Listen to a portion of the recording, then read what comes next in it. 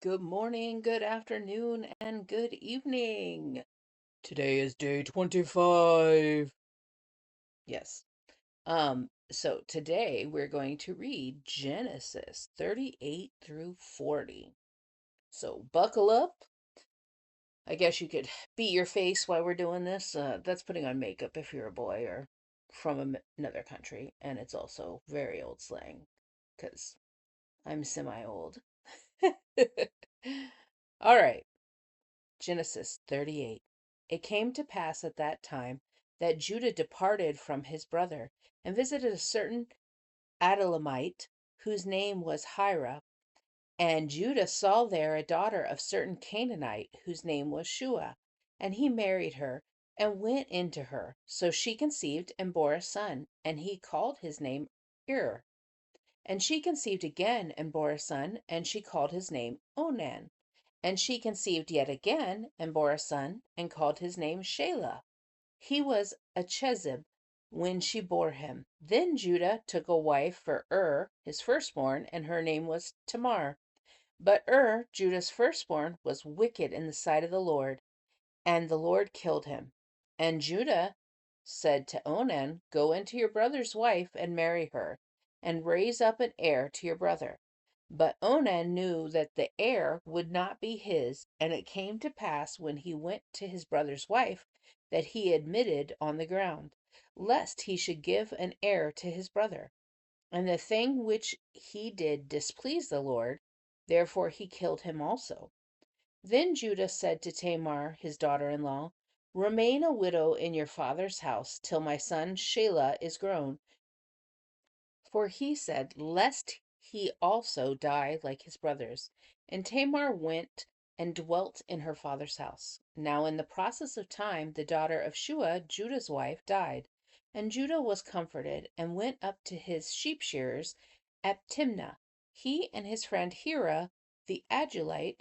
And it was told Tamar, saying, Look, your father in law is going up to Timnah to shear his sheep.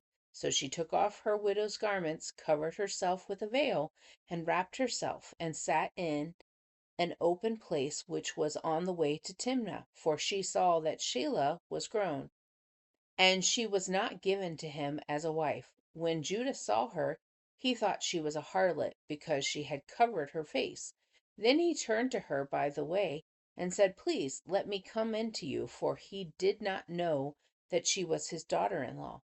So she said, What will you give me that you may come in to me? And he said, I will send a young goat from the flock. So she said, Will you give me a pledge till you send it? Then he said, What pledge shall I give you?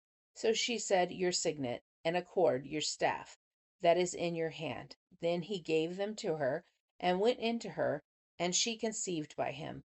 So she arose, and went away, and laid aside her veil, and put on the garments of her widowhood. And Judah sent the young goat by the hand of his friend, the Adullamite, to receive his pledge for the woman's hand. But he did not find her. Then he asked the men that place, saying, Where is the harlot who was openly by the roadside? And they said, There was no harlot in this place. So he returned to Judah and said, I cannot find her. Also, the men of the place said, There was no harlot in this place. Then Judah said, Let her take them for herself, lest we be shamed. For I sent this young goat, and you have not found her. And it came to pass about 3 months after that, Judah was told, saying, Tamar, your daughter in law, has played the harlot. Furthermore, she is with child by harlotry. So Judah said, Bring her out, and let her be burned. But when she was brought out, she sent to her father in law, saying, By the man to whom these belong, I am with child. And she said, Please determine whose these are, the signet and the cord and the staff. So Judah acknowledged them and said, She has been more righteous than I, because I did not give her to Shelah, my son, and he never knew her again.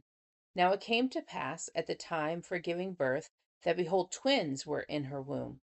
And so it was, when she was giving birth, that the one put out his hand, and the midwife took a scarlet thread, and bound it on his hand, saying, This one came out first.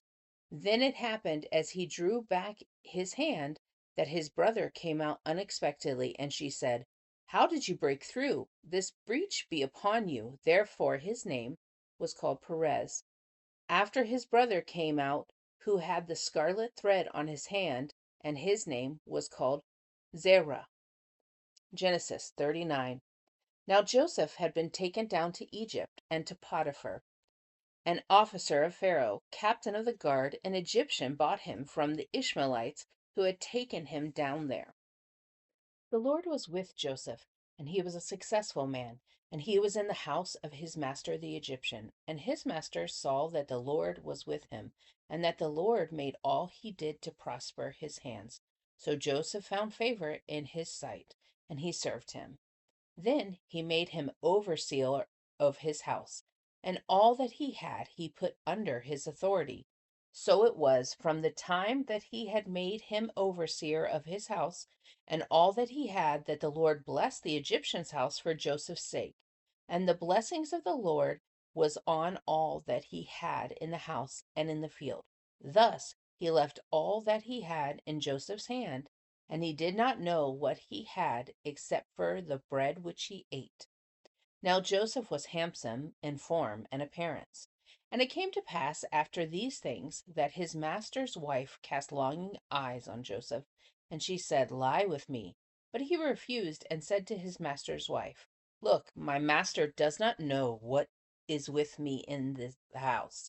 He has committed all that he has to my hand.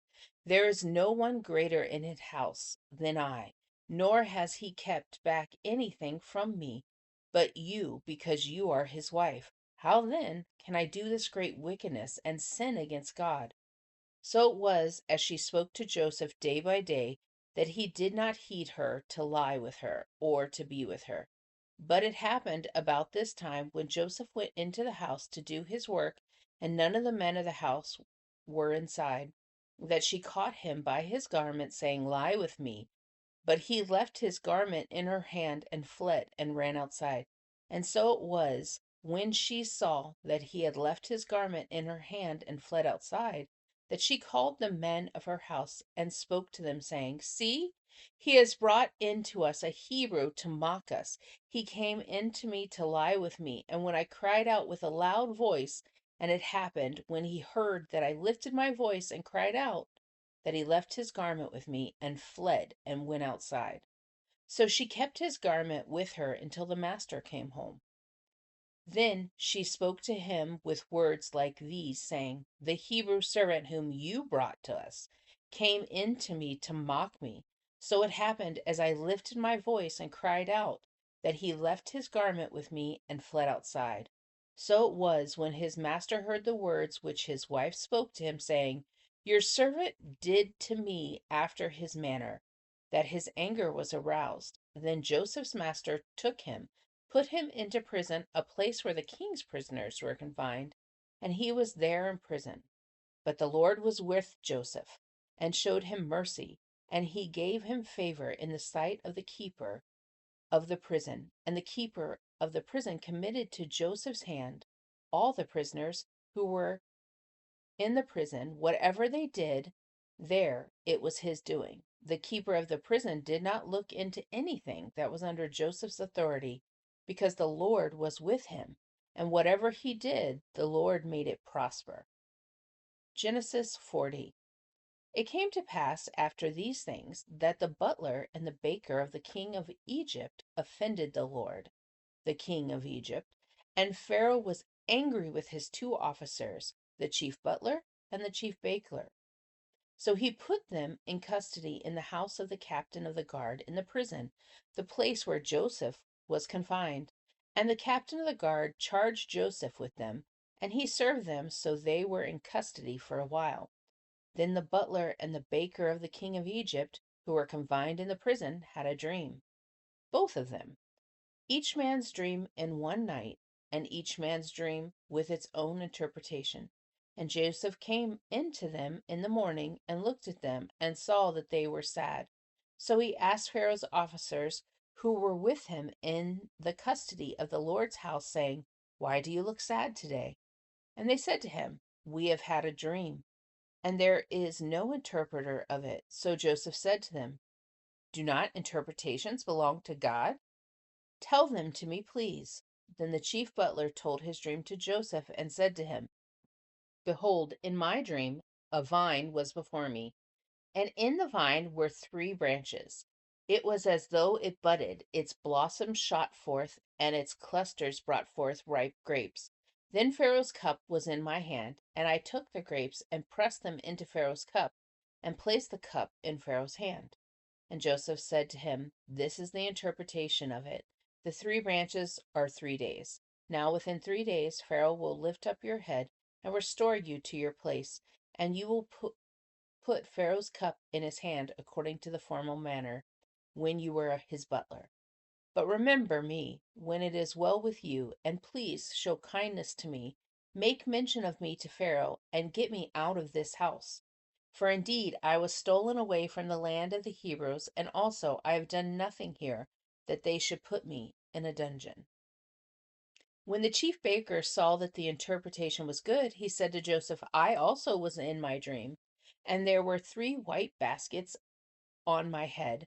In the uppermost basket were all kinds of baked goods for Pharaoh, and the birds ate them out of the basket on my head." So Joseph answered and said, "This is the interpretation of it. The three baskets are 3 days. Within 3 days, Pharaoh will lift off your head from you and hang you on a tree, and the birds will eat your flesh from you." Now it came to pass on the third day, which was Pharaoh's birthday, that he made a feast for all his servants, and he lifted up the head of the chief butler and of the chief baker among his servants. Then he restored the chief butler to his butlership again, and he placed the cup in Pharaoh's hand. But he hanged the chief baker, and Joseph had interpreted to them. Yet the chief butler did not remember Joseph, but forgot him. Father, I thank you as we're faithful to serve you, that we find favor. And as you were with Joseph, you'll be with us, and we will be elevated to places, and we will have favor with those around us. We will have favor to fulfill your calling, favor to prosper, and favor to those around us, to all that we need, Father. And I thank you that you protect us and keep us safe, no matter what the situation looks like, whether we're in the dungeon or in Pharaoh's house. We will find favor in your sight. And I thank you for that, Lord.